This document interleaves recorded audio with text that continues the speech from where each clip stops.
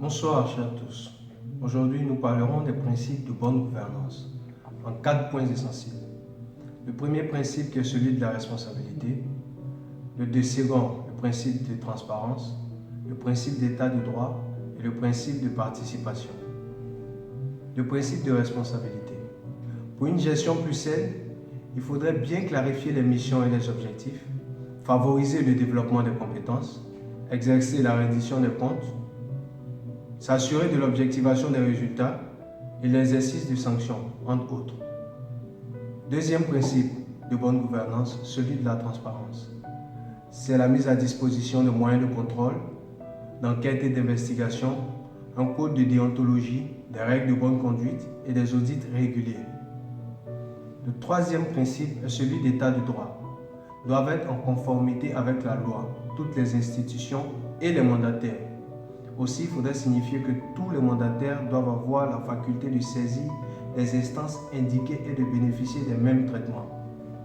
Quatrième point clé est le principe de participation, avec la décentralisation qui est une dimension clé. Il y a aussi l'accès à l'information et la réduction au maximum de la bureaucratisation de l'administration. La bonne gouvernance, notons, veille au respect des intérêts des ayants droit et fait en sorte que leur voix soit entendue dans la conduite des affaires. Les ayants droit, dans le cadre d'une entreprise, sont les employés, les managers, le comité de direction et les actionnaires. Et dans le cas d'un pays, les ayants droit sont les citoyens, les pouvoirs publics et les partenaires privés et extérieurs. L'objectif, n'oublions pas, retenons-le bien, est de s'assurer que les objectifs fixés soient réalisés et atteints. Dans le rapport d'index de gouvernance Mo Ibrahim, publié en novembre 2020, le pays africain qui a eu la plus grande amélioration a été la Gambie, qui a gagné 9,2 points en plus.